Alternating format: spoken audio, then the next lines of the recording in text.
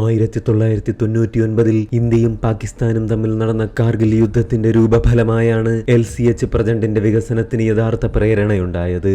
ഇന്ത്യയുടെ ഏറ്റവും ഉയരം കൂടിയ യുദ്ധമേഖലകളിൽ പ്രവർത്തിപ്പിക്കാൻ കഴിയുന്നതിനനുയോജ്യമായ ഒരു ലൈറ്റ് കോമ്പാക്ട് ഹെലികോപ്റ്റർ ഇല്ല എന്നത് അന്നത്തെ ഇന്ത്യൻ വ്യോമസേനയുടെ ഏറ്റവും വലിയൊരു കുറവ് തന്നെയായിരുന്നു. അതിനാൽ ഹിന്ദുസ്ഥാൻ എയറോനോട്ടിക് ലിമിറ്റഡും ഇന്ത്യൻ സായുധ സേനയും ഈ കുറവ് നികത്തുന്നതിനായി ഒരു ലൈറ്റ് കോമ്പാക്ട് ഹെലികോപ്റ്ററിന്റെ പര്യവേഷണ ശ്രമങ്ങൾ ആരംഭിച്ചു.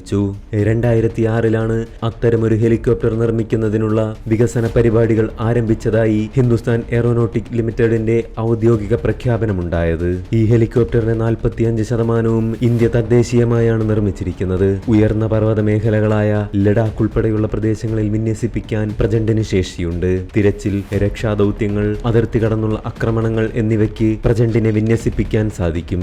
ഉയർന്ന പ്രദേശങ്ങളിൽ ഇരിക്കുന്ന ശത്രുക്കൾക്കെതിരെ പോരാടാനും ടാങ്കുകൾ, ബങ്കറുകൾ, ഡ്രോണുകൾ എന്നിവയെ ആക്രമിക്കാനും ഈ കോമ്പാക്ട് ഹെലികോപ്റ്ററിന് കഴിയും.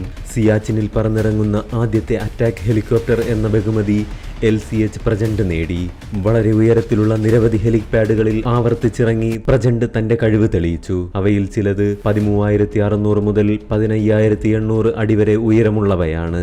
110 ഡിഗ്രി കറങ്ങി വെടിവെക്കാൻ കഴിയുന്ന 20mm ടററ്റ് തോക്കുകൾ, നാഗ് ടാങ്ക് വേദ മിസൈൽ, മിസ്ട്രാൽ വിമാനവേദ മിസൈലുകൾ, യന്ത്ര പീരങ്കി എന്നിവ ഈ ഹെലികോപ്റ്ററിലുള്ള ആയുധങ്ങളാണ്. 16,400 അടി ഉയരത്തിൽ ആയുധങ്ങളും ഇന്ധനവുമായി പറക്കാൻ ഈ ഹെലികോപ്റ്ററിന് സാധിക്കും. 15.8 മീറ്റർ നീളവും 4.7 മീറ്റർ ഉയരമുള്ള ഹെലികോപ്റ്ററുകൾക്ക് മണിക്കൂറിൽ പരമാവധി 268 കിലോമീറ്റർ വേഗത്തിൽ പറക്കാൻ സാധിക്കും. 550 കിലോമീറ്ററാണ് ഇതിന്റെ പ്രവർത്തന ദൂരപരിധി. 3,887 കോടി രൂപയ്ക്ക് തദ്ദേശീയമായി നിർമ്മിച്ച 15 ഹെലികോപ്റ്ററുകൾ വാങ്ങാനാണ് പ്രധാനമന്ത്രി നരേന്ദ്രമോദിയുടെ നേതൃത്വത്തിലുള്ള സുരക്ഷാ കാര്യങ്ങൾക്കുള്ള മന്ത്രിസഭാ ഉപസമിതി മാർച്ചിൽ തീരുമാനിച്ചത്.